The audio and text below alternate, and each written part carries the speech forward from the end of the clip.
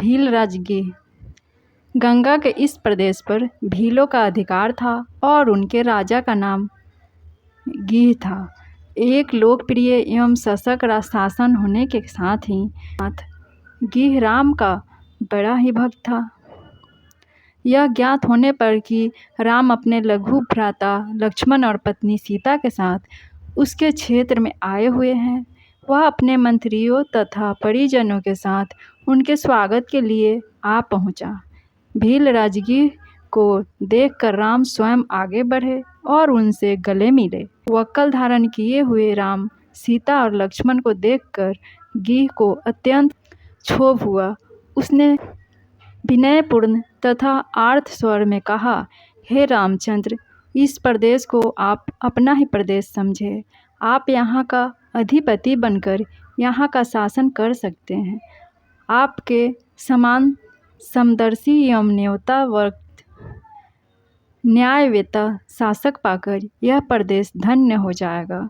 मैं आपको विश्वास दिलाता हूँ कि यह संपूर्ण भूमि आपकी है और हम सब आपके अन्य सेवक हैं।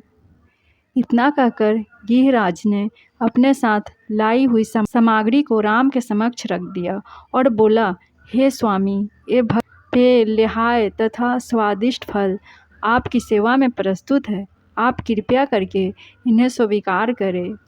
आप लोगों के विश्राम के लिए व्यवस्था कर दी गई है। अश्व के लिए दाना चारा भी तैयार है।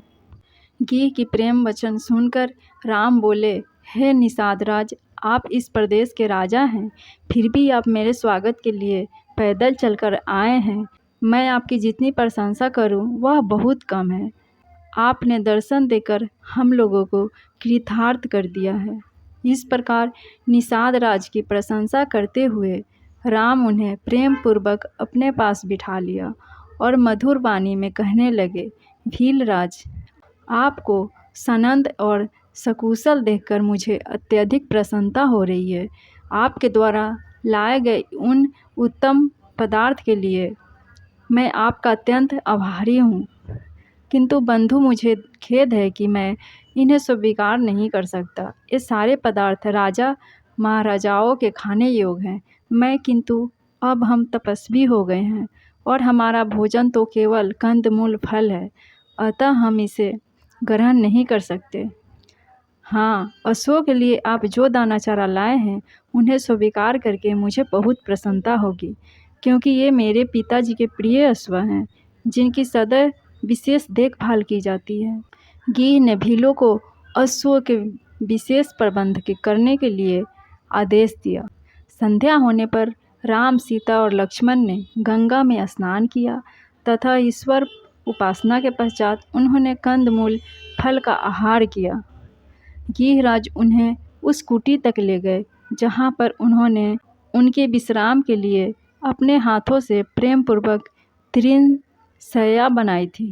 कुटी में पहुंचकर गिह ने अपना, हे दशरथ नंदन, आप इन शैया पर विश्राम कीजिए। मैं आपका दास हूँ, अतः मैं पूर्ण रात्रि जागकर हिंसक पशुओं से आप लोगों की रक्षा करूँगा। आप मुझे सर्वाधिक प्रिय हैं, इसलिए आप लोगों की सुरक्षा के लिए रात भर मेरे ये सभी साथी धनुष बाण लेकर तत्पर रहेंगे। उनकी बातें सुनकर लक्ष्मण ने कहा, हे गिहराज, मुझे आपकी शक्ति, निष्ठा और भैया राम के प्रति आपके अनन्य प्रेम पर पूर्ण विश्वास है। निसंदेह आपके राज्य में हमें किसी प्रकार की विपत्ति की आशंका नहीं हो सकती, किंतु मैं भैया राम का दास हूँ, अतः मैं इनके बराबर में सो नहीं सकता।